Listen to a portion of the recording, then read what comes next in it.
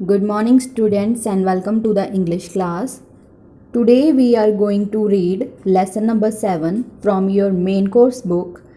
The name of the lesson is The Making of the Earth, written by Jawaharlal Nehru. So, ये जो chapter आ ये एक letter है ਜੋ ਕਿ ਜਵਾਹਰ ਲਾਲ ਨਹਿਰੂ ਨੇ ਆਪਣੀ ਬੇਟੀ ਇੰਦਰਾ ਗਾਂਧੀ ਨੂੰ ਲਿਖਿਆ ਸੀ ਜਦੋਂ ਇੰਦਰਾ ਗਾਂਧੀ ਮਸੂਰੀ ਦੇ ਵਿੱਚ ਸੀ ਤੇ ਉਸ ਟਾਈਮ 'ਤੇ ਜਵਾਹਰ ਲਾਲ ਨਹਿਰੂ ਨੇ ਉਹਨਾਂ ਨੂੰ 30 ਲੈਟਰਸ ਲਿਖੇ ਸੀਗੇ ਜਿਨ੍ਹਾਂ ਦੇ ਵਿੱਚੋਂ ਇੱਕ ਲੈਟਰ ਇਸ ਚੈਪਟਰ ਦੇ ਰੂਪ ਦੇ ਵਿੱਚ ਤੁਹਾਡੇ ਸਿਲੇਬਸ ਦੇ ਵਿੱਚ ਇਨਕਲੂਡ ਕੀਤਾ ਗਿਆ ਆ। ਸੋ ਇਸ ਲੈਸਨ ਦੇ ਵਿੱਚ ਹੈ ਕੀ ਦ ਮੇਕਿੰਗ ਆਫ ਦ ਅਰਥ। ਪਹਿਲਾਂ ਤਾਂ ਟਾਈਟਲ ਜੋ ਹੈਗਾ ਇਸ ਲੈਸਨ ਦਾ ਕੀ ਮਤਲਬ ਹੈ ਇਹਦਾ। ਮੇਕਿੰਗ ਹੀ ਹੁੰਦਾ ਆ ਕਿਸੇ ਚੀਜ਼ ਦਾ ਬਣਨਾ ਅਤੇ ਕਿਸ ਚੀਜ਼ ਦੇ ਬਣਨ ਦੀ ਗੱਲ ਕੀਤੀ ਗਈ ਹੈ ਇੱਥੇ ਅਰਥ ਦੇ ਬਣਨ ਦੀ। ਅਰਥ ਜਿਹਦੇ ਉੱਤੇ ਅਸੀਂ ਰਹਿ ਰਹੇ ਹਾਂ, ਠੀਕ ਹੈ, ਇੱਕ ਇੱਦਾਂ ਦਾ ਪਲੈਨਟ ਜਿੱਥੇ ਕਿ ਲਾਈਫ ਐਗਜ਼ਿਸਟ ਕਰਦੀ ਆ। ਸੋ ਇਸ ਅਰਥ ਦੀ ਫਾਰਮੇਸ਼ਨ ਕਿੱਦਾਂ ਹੋਈ ਸੀ ਇਸ ਲੈਟਰ ਦੇ ਵਿੱਚ ਉਹਨਾਂ ਨੇ ਉਹੀ ਡਿਸਕਸ ਕੀਤਾ ਆ ਆਪਣੀ ਬੇਟੀ ਦੇ ਨਾਲ ਅਤੇ ਉਹਨਾਂ ਨੇ ਪਲੈਨਟ ਅਤੇ ਸਟਾਰ ਦੇ ਵਿੱਚ ਫ਼ਰਕ ਵੀ ਦੱਸਿਆ ਹੈ ਕਿ ਕੀ ਹੁੰਦਾ ਆ ਅਤੇ ਅਰਥ ਕਿੱਦਾਂ ਬਣੀ, ਮੂਨ ਕਿੱਦਾਂ ਬਣਿਆ, ਉਹ ਵੀ ਇਹਨਾਂ ਨੇ ਇਸ ਲੈਟਰ ਦੇ ਵਿੱਚ ਡਿਸਕਸ ਕੀਤਾ ਆ। So let's read the chapter. You know that the earth goes round the sun and the moon goes round the earth. ਹੁਣ ਜਵਾਹਰ ਲਾਲ ਨਹਿਰੂ ਆਪਣੀ ਬੇਟੀ ਨੂੰ ਲਿਖ ਰਹੇ ਨੇ ਕਿ ਤੈਨੂੰ ਪਤਾ ਆ ਕਿ ਜਿਹੜੀ ਅਰਥ ਹੈ ਉਹ ਕੀ ਆ ਸਨ ਦੇ ਚੱਕਰ ਲਗਾਉਂਦੀ ਆ ਅਤੇ ਜਿਹੜਾ ਮੂਨ ਹੈ ਉਹ ਅਰਥ ਦੇ ਚੱਕਰ ਲਗਾਉਂਦਾ ਆ।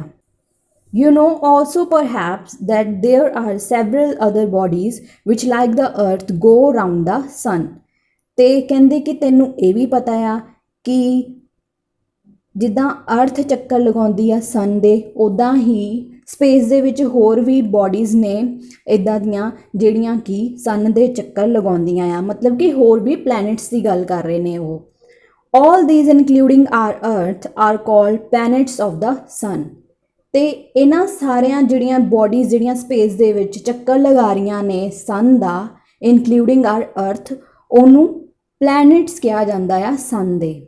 ਦ moon is called a satellite of the earth because it hangs on to it. ਅਤੇ ਮੂਨ ਨੂੰ ਜਿੱਦਾਂ ਕਿ ਅਸੀਂ ਵੀ ਜਾਣਦੇ ਹਾਂ ਕਿ ਅਰਥ ਦੀ ਸੈਟੇਲਾਈਟ ਕਿਹਾ ਜਾਂਦਾ ਹੈ ਕਿਉਂਕਿ ਇਹ ਅਰਥ 'ਤੇ ਹੈਂਗ ਕਰਦਾ ਆ। The other planets have also got their satellites. ਹੁਣ ਜਿਹੜੇ ਬਾਕੀ ਦੇ ਪਲੈਨਟਸ ਨੇ ਉਹਨਾਂ ਦੀਆਂ ਵੀ ਆਪਣੀਆਂ ਸੈਟੇਲਾਈਟਸ ਹੈਗੀਆਂ ਨੇ। The sun and the planets with their satellites form a happy family. ਹੁਣ sun ਅਤੇ ਉਹਦੇ ਜਿਹੜੇ planets ਨੇ including our earth ਉਹ ਕੀ ਆ ਮਿਲ ਕੇ ਇੱਕ ਹੈਪੀ ਫੈਮਿਲੀ ਬਣਾਉਂਦੇ ਨੇ। This is called the solar system. ਸੋ ਇਹ ਪੂਰੀ ਜਿਹੜੀ ਸਪੇਸ ਦੇ ਵਿੱਚ ਹੋਰ ਵੀ ਪਲੈਨਟਸ ਅਤੇ ਸਾਡੀ ਜਿਹੜੀ ਅਰਥ ਵੀ ਆ ਉਹਨੂੰ ਸਾਰਿਆਂ ਨੂੰ ਮਿਲਾ ਕੇ ਸੋਲਰ ਸਿਸਟਮ ਕਿਹਾ ਜਾਂਦਾ ਆ। ਸੂਰਜ ਪਰਿਵਾਰ ਜਿਹਨੂੰ ਅਸੀਂ ਕਹਿੰਦੇ ਹਾਂ, ਠੀਕ ਹੈ, solar system. Solar means belonging to the sun. Solar ਦਾ ਮਤਲਬ ਕੀ ਆ ਜਿਹੜੀ ਚੀਜ਼ ਸਨ ਦੇ ਨਾਲ ਬਿਲੋਂਗ ਕਰਦੀ ਆ। And the sun being the father of all the planets the whole group is called the solar system. ਹੁਣ ਸਨ ਜਿਹੜਾ ਆ ਉਹਨਾਂ ਦਾ ਇੱਕ ਸੈਂਟਰ ਆ ਕਿਉਂਕਿ ਇਹ ਸਾਰੇ ਪਲੈਨਟਸ ਜਿਹੜੇ ਆ ਉਹ ਕੀ ਕਰਦੇ ਆ ਚੱਕਰ ਲਗਾਉਂਦੇ ਆ ਸਨ ਦਾ, ਠੀਕ ਹੈ। ਅਤੇ ਹੁਣ ਜਿਹੜਾ ਸਨ ਹੈ ਇਹਨਾਂ ਦਾ ਸੈਂਟਰ ਆ। ਇਸ ਪੂਰੇ ਜਿਹੜੇ ਪਲੈਨਟਸ ਦਾ ਜਿਹੜਾ ਗਰੁੱਪ ਹੈ ਉਹਨੂੰ ਸੋਲਰ ਸਿਸਟਮ ਕਿਹਾ ਜਾਂਦਾ ਆ। At night you C thousands of stars in the sky. ਰਾਤ ਨੂੰ ਕੀ ਆ ਅਸੀਂ ਬਹੁਤ ਸਾਰੇ ਤਾਰੇ ਦੇਖਦੇ ਹਾਂ ਅਸਮਾਨ ਦੇ ਵਿੱਚ। Only a few of these are the planets and these are really not called stars at all. ਹੁਣ ਇਹਨਾਂ ਦੇ ਵਿੱਚੋਂ ਜਿਹੜੇ ਚਮਕਣ ਵਾਲੇ ਤਾਰੇ ਆ ਉਹਨਾਂ ਦੇ ਵਿੱਚੋਂ ਕੁਝ ਹੀ ਪਲੈਨਟਸ ਨੇ, ਸਾਰੇ ਦੇ ਸਾਰੇ ਪਲੈਨਟਸ ਨਹੀਂ ਹੈਗੇ। Can you distinguish between a planet and a star. ਹੁਣ ਜਵਾਹਰ ਲਾਲ ਨਹਿਰੂ ਆਪਣੀ ਬੇਟੀ ਨੂੰ ਪੁੱਛ ਰਹੇ ਆ ਕਿ ਤੂੰ ਇੱਕ ਤਾਰੇ ਅਤੇ ਇੱਕ ਪਲੈਨਟ ਦੇ ਵਿੱਚ ਜਿਹੜਾ ਅੰਤਰ ਹੈ ਉਹ ਦੱਸ ਸਕਦੀ ਹੈ। ਡਿਸਟਿੰਗੁਇਸ਼ ਮਤਲਬ ਡਿਫਰੈਂਸ। ਦ planets R really quite tiny. ਹੁਣ ਉਹਨਾਂ ਨੇ ਜਿਹੜਾ ਫਰਕ ਹੈ ਇੱਕ ਪਲੈਨਟ ਔਰ ਸਟਾਰ ਦੇ ਵਿੱਚ ਉਹ ਦੱਸ ਰਹੇ ਨੇ ਕਿ ਜਿਹੜੇ ਪਲੈਨਟਸ ਨੇ ਕਹਿੰਦੇ ਉਹ ਬਹੁਤ ਜ਼ਿਆਦਾ ਟਾਈਨੀ ਮਤਲਬ ਛੋਟੇ ਛੋਟੇ ਨੇ।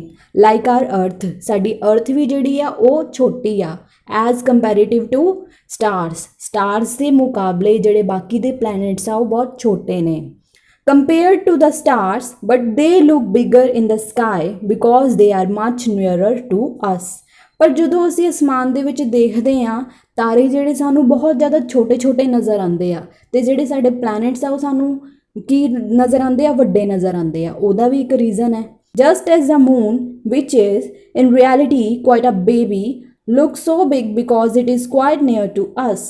ਹੁਣ ਕਹਿੰਦੇ ਕਿ ਜਿੱਦਾਂ ਕਿ ਮੂਨ ਹੈ ਉਹ ਵੀ ਸਾਨੂੰ ਬਿਗਰ ਨਜ਼ਰ ਆਉਂਦਾ ਹੈ ਨਾ, ਬਟ ਉਹ ਵੀ ਕੀ ਆ, ਇੱਕ ਛੋਟਾ ਜਿਹਾ ਬੇਬੀ ਦੇ ਲਾਈਕ ਆ, ਮਤਲਬ ਕਿ ਉਹਦਾ ਸਾਈਜ਼ ਬਹੁਤ ਛੋਟਾ ਆ, ਅਤੇ ਉਹ ਸਾਨੂੰ ਵੱਡਾ ਕਿਉਂ ਨਜ਼ਰ ਆਉਂਦਾ ਹੈ, ਕਿਉਂਕਿ ਉਹ ਸਾਡੀ ਅਰਥ ਤੋਂ ਕੀ ਆ, ਨੇੜੇ ਆ, ਇਸੇ ਕਰਕੇ ਸਾਨੂੰ ਉਹ ਵੱਡਾ ਨਜ਼ਰ ਆਉਂਦਾ ਆ। But the real way to distinguish the stars from the planets is to see if they twinkle ਔਰ ਨੋਟ। ਹੁਣ ਕਹਿੰਦੇ ਇੱਕ ਸਿੰਪਲ ਜਿਹਾ ਜਿਹੜਾ ਤਰੀਕਾ ਆ ਅਤੇ ਅਸਲੀ ਜਿਹੜਾ ਰੀਅਲ ਵੇ ਹੈ ਇੱਕ ਤਾਰੇ ਅਤੇ ਇੱਕ ਪਲੈਨਟ ਦੇ ਵਿੱਚ ਅੰਤਰ ਦਰਸਾਉਣ ਦਾ, ਉਹ ਕੀ ਹੈ ਕਿ ਜਿਹੜੇ ਪਲੈਨਟਸ ਆ ਉਹ ਚਮਕਦੇ ਆ ਤਾਰਿਆਂ ਦੀ ਤਰ੍ਹਾਂ ਜਾਂ ਨਹੀਂ।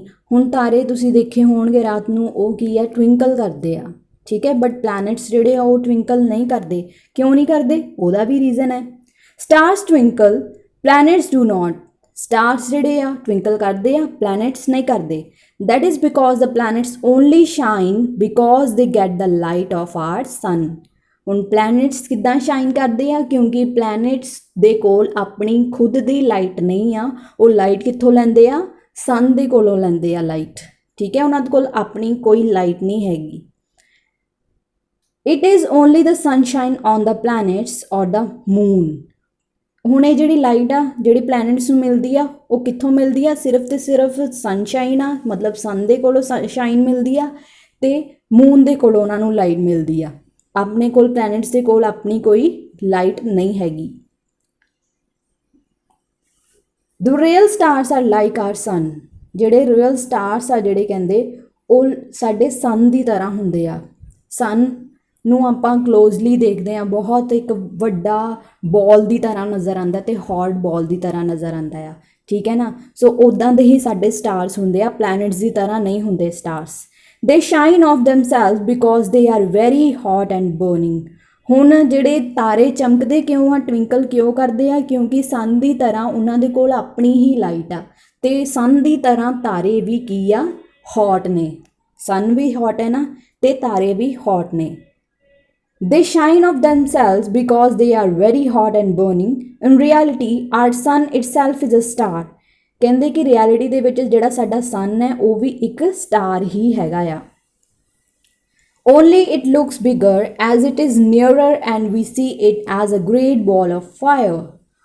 ਹੁਣ ਇਹ ਵੱਡਾ ਕਿਉਂ ਨਜ਼ਰ ਆਉਂਦਾ ਹੈ ਸਨ ਸਾਨੂੰ, ਅਤੇ ਤਾਰੇ ਇੰਨੇ ਛੋਟੇ ਕਿਉਂ ਨਜ਼ਰ ਆਉਂਦੇ ਆ? ਕਿਉਂਕਿ ਜਿਹੜਾ ਸਨ ਹੈ ਉਹ ਕੀ ਆ, ਅਰਥ ਦੇ ਨੇੜੇ ਆ, ਠੀਕ ਹੈ, ਅਤੇ ਜਿਹੜੇ ਤਾਰੇ ਆ ਉਹ ਅਰਥ ਤੋਂ ਕਾਫੀ ਜ਼ਿਆਦਾ ਦੂਰ ਆ, ਇਸੇ ਕਰਕੇ ਸਾਨੂੰ ਤਾਰੇ ਜਿਹੜੇ ਛੋਟੇ ਨਜ਼ਰ ਆਉਂਦੇ ਆ, ਅਤੇ ਸਨ ਜਿਹੜਾ ਆ ਇੱਕ hot great ball of fire ਦੀ ਤਰ੍ਹਾਂ ਨਜ਼ਰ ਆਉਂਦਾ ਆ। So that our earth belongs to the family of the sun. ਹੁਣ ਇਸੇ ਕਰਕੇ ਕਹਿੰਦੇ ਜਿਹੜੀ ਸਾਡੀ ਅਰਥ ਹੈ ਉਹ ਸਨ ਸੋਲਰ ਸਿਸਟਮ ਦੇ ਨਾਲ ਬਿਲੋਂਗ ਕਰਦੀ ਆ। ਵੀ think the earth is very big and it is big compare to our tiny cells.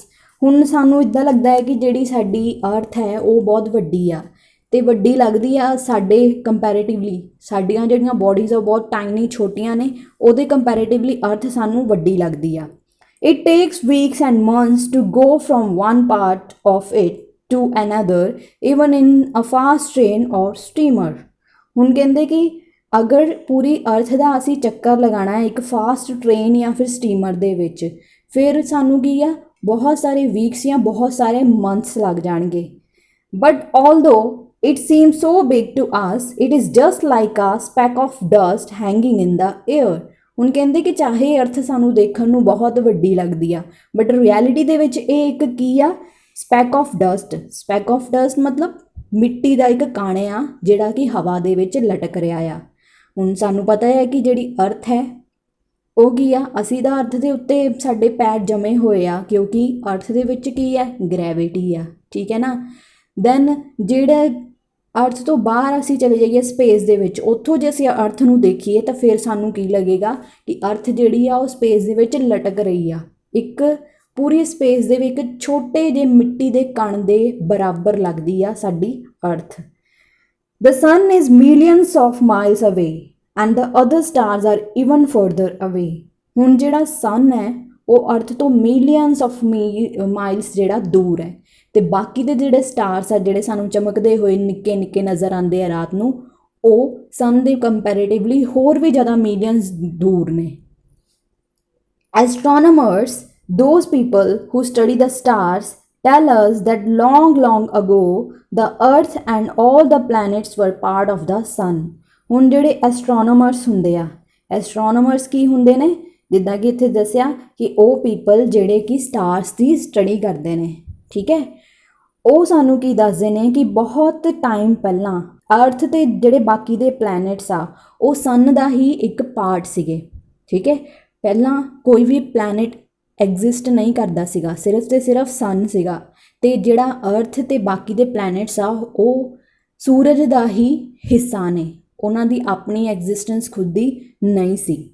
The sun was then, as it is now, a mass of flaming matter, terribly hot।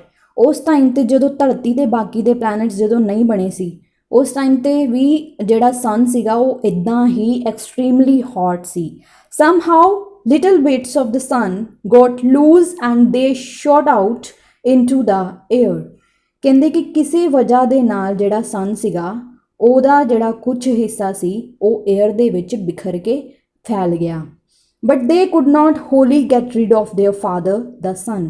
But ਕਹਿੰਦੇ ਕਿ ਜਿਹੜੇ ਹਿੱਸੇ ਸਨ ਤੋਂ ਅਲੱਗ ਹੋਏ ਉਹ ਪੂਰੀ ਤਰ੍ਹਾਂ, ਹੋਲੀ ਮਤਲਬ ਪੂਰੀ ਤਰ੍ਹਾਂ, ਟੋਟਲੀ ਕੀ ਆ, ਆਪਣੇ ਫਾਦਰ ਸਨ ਤੋਂ ਅਲੱਗ ਨਹੀਂ ਹੋ ਸਕੇ। It was as if a rope was tied to them and they kept whirling around the sun।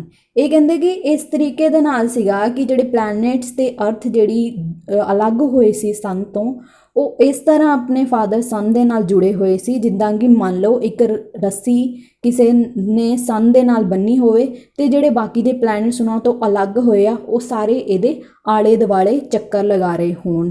ਵਰਲਿੰਗ ਮਤਲਬ ਮੂਵਿੰਗ, ਘੁੰਮਣਾ। ਹੁਣ ਜਿੱਦਾਂ ਕਿ ਸਟਾਰਟਿੰਗ ਦੇ ਵਿੱਚ ਅਸੀਂ ਪੜ੍ਹਿਆ ਨਾ ਕਿ ਵੈਸੇ ਵੀ ਅਸੀਂ ਜਾਣਦੇ ਹਾਂ ਕਿ ਜਿੰਨੇ ਵੀ ਪਲੈਨਟਸ ਆ ਇਨਕਲੂਡਿੰਗ ਅਰਥ ਹੋ ਗਈ ਆ, ਸਨ ਦੇ ਚੱਕਰ ਲਗਾਉਂਦੀ ਆ, ਉਹਦੇ ਆਲੇ ਦੁਆਲੇ ਹੀ ਘੁੰਮਦੇ ਆ।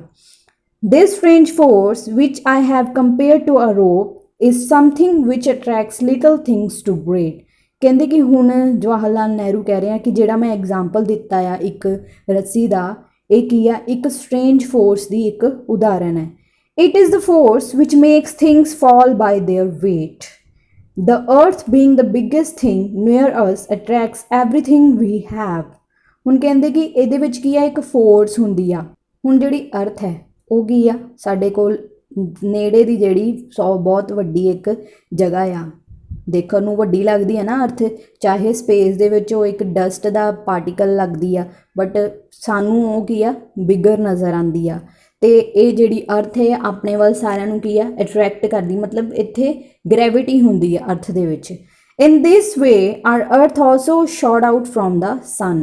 ਹੁਣ ਜਿਹੜੀ ਕਹਿੰਦੇ ਜਿਹੜਾ ਹੈਗਾ ਆ ਸਾਡਾ ਅਰਥ ਹੈ, ਜਿੱਦਾਂ ਕਿ ਪਹਿਲਾਂ ਵੀ ਕਿਹਾ ਕਿ ਸਨ ਦੇ ਵਿੱਚੋਂ ਕੁਝ ਜਿਹੜੇ ਪਾਰਟ ਸੀ ਉਹ ਬਿਖਰ ਕੇ ਸਪੇਸ ਦੇ ਵਿੱਚ ਇੱਧਰ ਉੱਧਰ ਫੈਲ ਗਏ, ਉਹਨਾਂ ਦੇ ਵਿੱਚੋਂ, ਉਹਨਾਂ ਪਾਰਟਸ ਦੇ ਵਿੱਚੋਂ ਇੱਕ ਸਾਡੀ ਅਰਥ ਵੀ ਸੀ।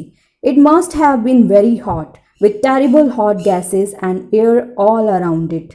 ਕਹਿੰਦੇ ਕਿ ਜਿਹੜੀ ਸਾਡੀ ਅਰਥ ਸੀ ਇਹ ਵੀ ਪਹਿਲਾਂ ਕੀ ਸੀ, ਗਰਮ ਸੀ ਬਹੁਤ ਜ਼ਿਆਦਾ, ਤੇ ਇਹਦੇ ਆਲੇ ਦੁਆਲੇ ਸਾਰੇ ਸਪੇਸ ਦੇ ਇਹਦੇ ਐਟਮੋਸਫੇਅਰ ਦੇ ਵਿੱਚ ਕੀ ਸੀ, ਗੈਸਿਸ ਸੀ, ਸਾਰੇ ਪਾਸੇ air C.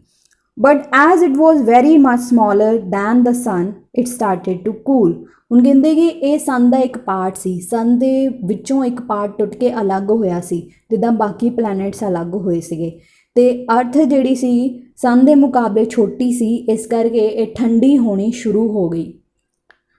The sun also is getting less hot but it will take millions of years to cool down। ਹੁਣ ਕਹਿੰਦੇ ਜਿਹੜਾ ਸਨ ਹੈ ਨਾ, ਜਿਹੜਾ ਸਟਾਰਟਿੰਗ 'ਚ ਦੇ ਵਿੱਚ ਗਰਮ ਹੁੰਦਾ ਸੀ, ਜਦੋਂ ਪਲੈਨਟਸ ਨਹੀਂ ਬਣੇ ਸੀ, ਜਦੋਂ ਅਰਥ ਨਹੀਂ ਹੁੰਦੀ ਸੀ, ਉਹਦੇ ਕੰਪੈਰੇਟਿਵਲੀ ਹੁਣ ਜਿਹੜੀ ਸਨ ਦੀ ਹੀਟ ਹੈ ਉਹ ਘਟ ਗਈ ਆ, ਕਿਉਂਕਿ ਉਹਦੇ ਕੁਝ ਪਾਰਟ ਬਿਖਰ ਗਏ ਨਾ, ਪਲੈਨਟਸ ਬਣ ਗਏ, ਅਰਥ ਵੀ ਬਣ ਗਈ, ਠੀਕ ਹੈ। ਤੇ ਹੁਣ ਸਨ ਵੀ ਠੰਡਾ ਹੋ ਰਿਹਾ ਆ, ਬਟ ਸਨ ਨੂੰ ਪੂਰੀ ਤਰ੍ਹਾਂ ਠੰਡੇ ਹੋਣ ਦੇ ਵਿੱਚ ਮਿਲੀਅਨ ਆਫ ਈਅਰਸ ਦਾ ਜਿਹੜਾ ਆ ਟਾਈਮ ਲੱਗ ਜਾਏਗਾ। The earth took much less time to cool. ਹੁਣ ਜਿਹੜੀ ਅਰਥ ਸੀ ਉਹਨੂੰ ਠੰਡੇ ਹੋਣ ਦੇ ਵਿੱਚ ਬਹੁਤ ਘੱਟ ਸਮੇਂ ਲੱਗਿਆ। When it was hot of course nothing could live on it. ਹੁਣ ਕਹਿੰਦੇ ਜਦੋਂ ਅਰਥ ਵੀ ਗਰਮ ਸੀ, ਜਦੋਂ ਇਹ ਸਨ ਤੋਂ ਅਲੱਗ ਹੋਈ ਸੀਗੀ, ਤੇ ਇੱਥੇ ਵੀ ਕੁਝ ਵੀ ਉਸ ਟਾਈਮ ਤੇ ਐਗਜ਼ਿਸਟ ਨਹੀਂ ਕਰਦਾ ਸੀਗਾ। ਨੋ ਮੈਨ ਔਰ ਐਨੀਮਲ ਔਰ ਪਲਾਂਟ ਔਰ ਟਰੀ, ਕੋਈ ਵੀ ਵਿਅਕਤੀ ਨਹੀਂ, ਕੋਈ ਐਨੀਮਲ ਨਹੀਂ, ਕੋਈ ਪਲਾਂਟ ਨਹੀਂ, ਕੁਝ ਵੀ ਐਗਜ਼ਿਸਟ ਨਹੀਂ ਕਰਦਾ ਸੀ। ਕਿਉਂ ਨਹੀਂ ਐਗਜ਼ਿਸਟ ਕਰਦਾ ਸੀਗਾ? Everything would have been burnt up then.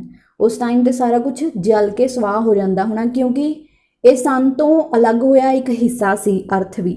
ਇੱਥੇ ਗਰਮੀ ਇੰਨੀ ਜ਼ਿਆਦਾ ਸੀਗਾ ਕਿ ਕੁਝ ਵੀ ਇੱਥੇ ਉੱਗ ਨਹੀਂ ਸਕਦਾ ਸੀ। ਫਿਰ ਲਾਈਫ ਇੱਥੇ ਬਣੀ ਕਿੱਦਾਂ, ਅਸੀਂ ਲੋਕ ਇੱਥੇ ਕਿੱਦਾਂ ਰਹਿਣ ਲੱਗ ਗਏ, ਉਹ ਵੀ ਅਸੀਂ ਦੇਖਾਂਗੇ। Just as a bit of the sun shot out and became the earth, so also bit of the earth shot out and became the moon. ਹੁਣ ਸਨ ਅਰਥ ਤਾਂ ਸਾਨੂੰ ਪਤਾ ਲੱਗ ਗਈ ਕਿ ਕਿੱਦਾਂ ਬਣੀ ਆ। ਸਨ ਦਾ ਇੱਕ ਪਾਰਟ ਜਿਹੜਾ ਉਹ ਅਲੱਗ ਹੋਇਆ, ਉਹਦੇ ਹੋਰ ਵੀ ਜਿਹੜੇ ਹਿੱਸੇ ਅਲੱਗ-ਅਲੱਗ ਹੋਏ ਤੇ ਬਾਕੀ ਪਲੈਨਟਸ ਬਣ ਗਏ। ਤੇ ਜਿਹੜਾ ਮੂਨ ਹੈ ਉਹ ਕਿੱਦਾਂ ਬਣਿਆ? ਮੂਨ ਜਿਹੜਾ ਆ ਉਹ ਕਹਿੰਦੇ ਕਿ ਅਰਥ ਦਾ ਇੱਕ ਪਾਰਟ ਅਲੱਗ ਹੋਇਆ ਅਰਥ ਤੋਂ। ਜਦੋਂ ਅਰਥ ਬਣ ਗਈ ਨਾ, ਸਨ ਤੋਂ ਨਿਕਲਿਆ ਇੱਕ ਪਾਰਟ ਅਰਥ ਬਣ ਗਿਆ, ਤੇ ਅਰਥ ਦੇ ਵਿੱਚੋਂ ਫਰਦਰ ਇੱਕ ਪਾਰਟ ਨਿਕਲਿਆ, ਉਹ ਕੀ ਬਣ ਗਿਆ? Moon. Many people think that the moon came out of a great hollow which is now the Pacific Ocean between America and Japan। ਹੁਣ ਕਹਿੰਦੇ ਕਿ ਕੁਝ ਲੋਕ ਐਦਾਂ ਵੀ ਸੋਚਦੇ ਆ ਕਿ ਜਿਹੜਾ ਮੂਨ ਬਣਿਆ ਹੈ ਨਾ, ਉਹ ਅਰਥ ਤੋਂ ਇੱਕ ਹਿੱਸਾ ਅਲੱਗ ਹੋ ਕੇ ਨਹੀਂ ਬਣਿਆ, ਉਹ ਬਣਿਆ ਆ ਇੱਕ ਹੋਲੋ। ਹੋਲੋ ਕੀ ਹੁੰਦਾ? ਇੱਕ ਐਮਟੀ ਸਪੇਸ, ਠੀਕ ਹੈ। ਤੇ ਕਹਿੰਦੇ ਕਿ ਉਹਦੇ ਵਿੱਚੋਂ ਬਣਿਆ ਸੀ, ਐਮਟੀ ਸਪੇਸ ਦੇ ਵਿੱਚੋਂ, ਜਿਹੜੀ ਕਿ ਹੁਣ ਪੈਸੀਫਿਕ ਓਸ਼ਨ ਦੇ ਨਾਮ ਤੋਂ ਜਾਣੀ ਜਾਂਦੀ ਆ। ਪੈਸੀਫਿਕ ਓਸ਼ਨ ਸਭ ਤੋਂ ਵੱਡਾ ਜਿਹੜਾ ਓਸ਼ਨ ਹੈ, ਠੀਕ ਹੈ। ਤੇ ਉਹ ਕਿੱਥੇ ਉਹਦੀ ਲੋਕੇਸ਼ਨ ਹੈ? ਅਮਰੀਕਾ ਤੇ ਜਾਪਾਨ ਦੇ ਬਿਟਵੀਨ ਪੈਸੀਫਿਕ ਓਸ਼ਨ ਦੀ। ਹੁਣ ਕੁਝ ਲੋਕ ਮੰਨਦੇ ਨੇ ਕਿ ਪੈਸੀਫਿਕ ਓਸ਼ਨ ਦੇ ਵਿੱਚ ਜਿਹੜਾ ਇੱਕ ਹੋਲੋ ਸੀ, ਉਹਦੇ ਵਿੱਚੋਂ ਮੂਨ ਜਿਹੜਾ ਹੈ ਡਿਵੈਲਪ ਹੋਇਆ ਸੀਗਾ। ਸੋ ਦ ਅਰਥ ਸਟਾਰਟਿਡ ਟੂ ਕੂਲ। ਅਰਥ ਜਿਹੜੀ ਠੰਡੀ ਹੋਣੀ ਸ਼ੁਰੂ ਹੋਈ। It took a long time over it. Gradually the surface of the earth became cooler although the interior remained very hot। ਹੁਣ ਜਦੋਂ ਅਰਥ ਜਿਹੜੀ ਸਟਾਰਟ ਹੋਣੀ ਸ਼ੁਰੂ ਹੋਈ, ਠੀਕ ਹੈ, ਥੋੜਾ ਟਾਈਮ ਲੱਗਿਆ ਇਹਨੂੰ, ਜ਼ਿਆਦਾ ਟਾਈਮ ਲੱਗਿਆ ਇਹਨੂੰ ਕੂਲ ਹੋਣ ਦੇ ਵਿੱਚ, ਬਟ ਹੌਲੀ ਹੌਲੀ ਕੀ ਆ, ਜਿਹੜਾ ਅਰਥ ਦਾ ਸਰਫੇਸ ਸੀਗਾ ਉਹ ਠੰਡਾ ਹੋਣਾ ਸ਼ੁਰੂ ਹੋ ਗਿਆ। ਬਟ ਜਿਹੜਾ ਉਹਦਾ ਅੰਦਰੂਨੀ ਹਿੱਸਾ ਸੀਗਾ ਨਾ, ਜਿਹੜਾ ਅਸੀਂ ਕਹਿ ਸਕਦੇ ਹਾਂ ਜ਼ਮੀਨ ਦੇ ਥੱਲੇ ਦਾ ਹਿੱਸਾ, ਉਹ ਕੀ ਹਜੇ ਵੀ ਗਰਮ ਹੈ। ਸਟਿਲ ਉਹ ਹਿੱਸਾ ਗਰਮ ਹੈ। Even now, if you go down a coal mine, it becomes hotter and hotter as you go down। ਹੁਣ ਕਹਿੰਦੇ ਅੱਜ ਵੀ ਅਗਰ ਤੁਸੀਂ ਕਿਸੇ ਕੋਲ ਮਾਈਨ ਕੀ ਕੋਲੇ ਦੀ ਜਿਹੜੀ ਖਾਨ ਹੁੰਦੀ ਆ, ਖੋਦ ਕੇ ਅੱਗੇ ਅੱਗੇ ਜਾਂਦੇ ਰਹਿੰਦੇ ਹੋ, ਉਹ ਕੀ ਆ, ਬਹੁਤ ਜ਼ਿਆਦਾ ਗਰਮ ਮਹਿਸੂਸ ਹੁੰਦੀ ਆ ਜਿੱਦਾਂ ਜਿੱਦਾਂ ਤੁਸੀਂ ਉਹਦੇ ਅੰਦਰ ਜਾਂਦੇ ਰਹਿੰਦੇ ਹੋ। Probably if you could go down deep enough inside the earth, you would find it red hot। Similarly ਕਹਿੰਦੇ ਅਗਰ ਤੁਸੀਂ ਅਰਥ ਨੂੰ ਖੋਦ ਕੇ, ਨੀਚੇ ਜ਼ਮੀਨ ਨੂੰ ਖੋਦ ਕੇ ਉਹਦੇ ਨੀਚੇ ਜਾਓਗੇ, ਦੈਨ ਕੀ ਹੋਏਗਾ, ਤੁਹਾਨੂੰ ਨੀਚਲਾ ਜਿਹੜਾ ਹਿੱਸਾ ਆ ਅਰਥ ਦਾ ਉਹ ਕੀ ਆ, ਰੈੱਡ ਹੌਟ ਜਿਹੜਾ ਨਜ਼ਰ ਆਏਗਾ। The moon also started to cool because it was much smaller than even the earth. It cooler more quickly than the earth. ਹੁਣ ਕਹਿੰਦੇ ਜਿਹੜਾ ਮੂਨ ਸੀਗਾ ਨਾ, ਅਰਥ ਤੋਂ ਅਲੱਗ ਹੋਇਆ ਇੱਕ ਹਿੱਸਾ ਸੀ, ਤੇ ਉਹ ਵੀ ਓਬਵੀਅਸਲੀ ਗਰਮ ਹੀ ਹੋਏਗਾ ਸਟਾਰਟਿੰਗ ਦੇ ਵਿੱਚ। ਤੇ ਉਹ ਇੱਕ ਛੋਟਾ ਹਿੱਸਾ ਸੀਗਾ ਜਿਹੜਾ ਅਰਥ ਤੋਂ ਅਲੱਗ ਹੋਇਆ ਸੀ, ਤੇ ਉਹ ਵੀ ਠੰਡਾ ਹੋਣਾ ਸ਼ੁਰੂ ਹੋ ਗਿਆ। ਤੇ ਉਹ ਅਰਥ ਦੇ ਕੰਪੈਰੇਟਿਵਲੀ ਪਹਿਲਾਂ ਹੀ ਠੰਡਾ ਹੋ ਗਿਆ, ਕਿਉਂਕਿ ਉਹ ਅਰਥ ਦੇ ਕੰਪੈਰੇਟਿਵਲੀ ਛੋਟਾ ਸੀ ਮੂਨ, ਠੀਕ ਹੈ। It looks delightfully cool does it not. ਹੁਣ ਜਿਹੜਾ ਮੂਨ ਆ ਕਹਿੰਦੇ ਉਹ ਕੀ ਆ, ਠੰਡਾ ਨਜ਼ਰ ਆਉਂਦਾ ਆ। ਅਰਥ ਦੇ ਕੰਪੈਰੇਟਿਵਲੀ ਵੀ ਜਿਹੜਾ ਮੂਨ ਹੈ ਉਹ ਠੰਡਾ ਆ। It is called the cold moon, ਤੇ ਇਹਨੂੰ ਕੋਲਡ ਮੂਨ ਕਿਹਾ ਜਾਂਦਾ ਆ। Perhaps it is full of glaciers and ice fields. ਕਹਿੰਦੇ ਕਿ ਹੋ ਸਕਦਾ ਹੈ ਕਿ ਮੂਨ ਦੇ ਵਿੱਚ ਬਹੁਤ ਸਾਰੇ ਜਿਹੜੇ ਗਲੇਸ਼ੀਅਰਸ ਨੇ। ਗਲੇਸ਼ੀਅਰਸ ਕੀ ਹੁੰਦੇ ਆ, ਜਿਹੜੇ ਬਰਫ਼ ਦੇ ਜਿਹੜੇ ਵਿਸ਼ਾਲ ਜਿਹੜੇ ਮਾਊਂਟੇਨਸ ਹੁੰਦੇ ਨੇ। ਦੈਨ ਆਈਸ ਫੀਲਡਸ, ਕਹਿੰਦੇ ਹੋ ਸਕਦਾ ਹੈ ਕਿ ਮੂਨ ਦੇ ਉੱਤੇ ਬਹੁਤ ਸਾਰੇ ਜਿਹੜੇ ਗਲੇਸ਼ੀਅਰਸ ਨੇ ਤੇ ਬਹੁਤ ਸਾਰੇ ਆਈਸ ਫੀਲਡਸ ਆ, ਇਸ ਕਰਕੇ ਹੀ ਉਹ ਬਹੁਤ ਜ਼ਿਆਦਾ ਜਲਦੀ ਅਰਥ ਦੇ ਕੰਪੈਰੇਟਿਵਲੀ ਠੰਡਾ ਹੋ ਗਿਆ। When the earth cooled, all the water vapor in the air condensed into water and probably came down as rain। ਹੁਣ ਕਹਿੰਦੇ ਕਿ ਜਦੋਂ अर्थ कूल डाउन होनी शुरू होई उदों की होया सीगा जिन्ने भी कहंदे air they which water vapour सीगे ठीक है वाटर वैपर समझदे हो ना तुसी पानी दियां जड़ियां बूंदां होंदियां ने वो की आ कंडेंसड होईयां कंडेंसड मतलब इकट्ठियां होके जदों जम जांदे आ संघने हो जांदे आ into water and probably came down as rain जदों बहुत सारे ਦੇ ਜਿਹੜੇ ਵਾਟਰ ਵੈਪਰ ਸੀ ਇਕੱਠੇ ਹੋ ਗਏ ਜਮ੍ਹਾਂ ਹੋ ਗਏ ਜਿੱਦਾਂ ਹੁਣ ਵੀ ਹੁੰਦਾ ਨਾ ਜਦੋਂ ਬਾਰਿਸ਼ ਆਉਂਦੀ ਆ ਕੀ ਹੁੰਦਾ ਆ ਬਹੁਤ ਸਾਰੇ ਵਾਟਰ ਵੈਪਰਸ ਇਕੱਠੇ ਹੁੰਦੇ ਆ ਨਾ ਜਦੋਂ ਵਾਸ਼ਪੀਕਰਨ ਜਿਹਨੂੰ ਕਹਿੰਦੇ ਆ ਹੁੰਦਾ ਆ ਫਿਰ ਉਹ ਜਿਹੜੇ ਵੈਪਰਸ ਆ ਉਹ ਬੱਦਲ ਦੇ ਰੂਪ ਦੇ ਵਿੱਚ ਤਬਦੀਲ ਹੋ ਜਾਂਦੇ ਆ ਅਤੇ ਫਿਰ ਜਦੋਂ ਬਹੁਤ ਸਾਰੇ ਜਮ੍ਹਾਂ ਹੋ ਜਾਂਦੇ ਆ ਉਹਦੀ ਕੀ ਆ ਰੇਨ ਹੋਣੀ ਸ਼ੁਰੂ ਹੋ ਜਾਂਦੀ ਆ ਸਿਮਿਲਰਲੀ ਉੱਥੇ ਵੀ ਇੱਦਾਂ ਹੀ ਹੋਇਆ ਕਿ ਜਦੋਂ ਇਹ ਜਿਹੜੇ ਵਾਟਰ ਵੈਪਰ ਸੀਗੇ ਇਕੱਠੇ ਹੋਏ ਅਤੇ ਇਹਨਾਂ ਨੇ ਵਰਖਾ ਦਾ ਰੂਪ ਲੈ ਲਿਆ it must have rained a tremendous lot then ਹੁਣ ਕਹਿੰਦੇ ਕਿ ਉਸ ਟਾਈਮ 'ਤੇ ਜਦੋਂ ਇਹ ਬਹੁਤ ਸਾਰੇ ਜਿਹੜੇ ਵੈਪਰਸ ਇਕੱਠੇ ਹੋਏ ਹੋ ਸਕਦਾ ਹੈ ਕਿ ਉਸ ਟਾਈਮ 'ਤੇ ਟਰਮੈਂਡਸ ਮੀਨਸ ਅ ਲੋਟ ਬਹੁਤ ਸਾਰੀ ਬਾਰਿਸ਼ ਹੋਈ all this water filled the great hollows in the earth and so the great oceans and seas were formed ਕਹਿੰਦੇ ਕਿ ਇਹ ਜਿੰਨਾ ਵੀ ਬਹੁਤ ਸਾਰਾ ਜਿਹੜਾ ਪਾਣੀ ਸੀਗਾ ਉਹ ਕੀ ਹੋਇਆ ਕਾਫੀ ਸਾਲਾਂ ਤੱਕ ਜਿਹੜੀ ਬਾਰਿਸ਼ ਹੁੰਦੀ ਰਹੀ ਕੰਟੀਨਿਊਸਲੀ ਠੀਕ ਹੈ ਅਤੇ ਉਹਦੇ ਨਾਲ ਕੀ ਹੋਇਆ ਜਿੰਨੇ ਵੀ ਅਰਥ ਦੇ ਵਿੱਚ ਗੱਡੇ ਸੀ ਨਾ ਹੋਲੋਸ ਐਮਟੀ ਸਪੇਸ ਜਿਹੜੀ ਉਹਦੇ ਵਿੱਚ ਪਾਣੀ ਇਹ ਜਮ੍ਹਾਂ ਹੁੰਦਾ ਰਿਹਾ ਬਾਰਿਸ਼ ਦਾ ਉਸੇ ਨਾਲ ਹੀ ਜਿਹੜੇ ਅਰਥ ਦੇ ਉੱਤੇ ਓਸ਼ਨਸ ਸੀਜ਼ ਪਾਏ ਜਾਂਦੇ ਨੇ ਉਹ ਇਸ ਲੰਬੇ ਸਮੇਂ ਤੱਕ ਲਗਾਤਾਰ ਹੁੰਦੀ ਬਾਰਿਸ਼ ਦੇ ਨਾਲ ਹੀ ਬਣੇ ਨੇ ਕਿਉਂਕਿ ਇੰਨਾ ਸਾਰਾ ਜਿਹੜਾ ਪਾਣੀ ਆ ਉਹ ਇਕੱਠਾ ਕਰਨਾ ਪੋਸੀਬਲ ਨਹੀਂ ਹੈਗਾ ਆ ਉਹ ਰੇਨ ਤੋਂ ਇਕੱਠਾ ਹੁੰਦਾ ਹੈ ਅਤੇ ਰੇਨ ਉਹਦੇ ਵਾਸਤੇ ਬਹੁਤ ਜ਼ਿਆਦਾ ਚਾਹੀਦੀ ਸੀ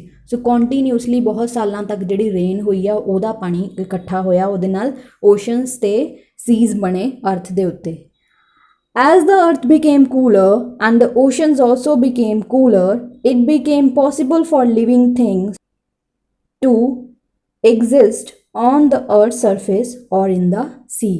ਫਿਰ ਕਹਿੰਦੇ ਕਿ ਇਸ ਤਰ੍ਹਾਂ ਜਦੋਂ ਬਾਰਿਸ਼ ਹੋਈ ਜਿਹੜੇ ਓਸ਼ਨਸ ਐਂਡ ਜਿਹੜੇ ਸੀਜ਼ ਬਣੇ ਉਹਦੇ ਨਾਲ ਜਿਹੜਾ ਟੈਂਪਰੇਚਰ ਸੀਗਾ ਅਰਥ ਦਾ ਉਹ ਵੀ ਕੂਲ ਡਾਊਨ ਹੋਇਆ ਪਹਿਲਾਂ ਸਨ ਤੋਂ ਜਦੋਂ ਅਲੱਗ ਹੋਈ ਅਰਥ ਉਦੋਂ ਤਾਂ ਟੈਂਪਰੇਚਰ ਬਹੁਤ ਜ਼ਿਆਦਾ ਸੀ ਜਿੱਦਾਂ ਸਨ ਦਾ ਆ ਸਨ ਇੱਕ ਕੀ ਆ ਹੁਣ ਵੀ ਸਨ ਦਾ ਬਹੁਤ ਜ਼ਿਆਦਾ ਟੈਂਪਰੇਚਰ ਆ ਅਤੇ ਉਸ ਟਾਈਮ 'ਤੇ ਅਰਥ ਦਾ ਵੀ ਬਹੁਤ ਜ਼ਿਆਦਾ ਟੈਂਪਰੇਚਰ ਸੀ ਜਦੋਂ ਅਰਥ ਸਨ ਤੋਂ ਅਲੱਗ ਹੋਈ ਬਟ ਕਹਿੰਦੇ ਜਿੱਦਾਂ ਬਾਰਿਸ਼ ਹੋਈ ਓਸ਼ਨਸ ਬਣੇ ਠੀਕ ਹੈ ਐਂਡ ਸੀਜ਼ ਬਣੇ ਅਤੇ ਟੈਂਪਰੇਚਰ ਜਿਹੜਾ ਸੀ ਉਹ ਅਰਥ ਦਾ ਕੂਲ ਡਾਊਨ ਹੋਇਆ ਉਸ ਤੋਂ ਬਾਅਦ ਹੀ ਇੱਥੇ ਜਿਹੜਾ ਆ ਲਾਈਫ ਜਿਹੜੀ ਆ ਉਹ ਐਗਜ਼ਿਸਟ ਕਰ ਪਾਈ ਮਤਲਬ ਕਿ ਇੱਥੇ ਜ਼ਿੰਦਗੀ ਦੀ ਸ਼ੁਰੂਆਤ ਜਿਹੜੀ ਹੋਣੀ ਸ਼ੁਰੂ ਹੋਈ ਪਹਿਲਾਂ ਕੀ ਹੁੰਦਾ ਸੀਗਾ ਜਿਹੜਾ ਕਿ ਅਸੀਂ ਪਿੱਛੇ ਪੜ੍ਹਿਆ ਲੈਸਨ ਦੇ ਵਿੱਚ ਕਿ ਪਹਿਲਾਂ ਜੋ ਵੀ ਇੱਥੇ ਪਨਪਦਾ ਸੀਗਾ ਅਗਰ ਕੋਈ ਟਰੀ ਵੀ ਹੁੰਦਾ ਸੀ ਉਹ ਕੀ ਸੀ ਸੜ ਕੇ ਸਵਾਹ ਹੋ ਜਾਂਦਾ ਹੋਣਾ ਕਿਉਂਕਿ ਇੱਥੇ ਗਰਮੀ ਬਹੁਤ ਜ਼ਿਆਦਾ ਹੁੰਦੀ ਸੀ ਬਟ ਜਿੱਦਾਂ ਹੀ ਧਰਤੀ ਦਾ ਟੈਂਪਰੇਚਰ ਜਿਹੜਾ ਆ ਸਟੇਬਲ ਹੋਇਆ ਠੰਡਾ ਹੋਇਆ ਇੱਥੇ ਲਾਈਫ ਪਨਪਣੀ ਸ਼ੁਰੂ ਹੋ ਗਈ so students this is all about your lesson number 7 Next week we will discuss another lesson. Till then, keep learning. Thank you.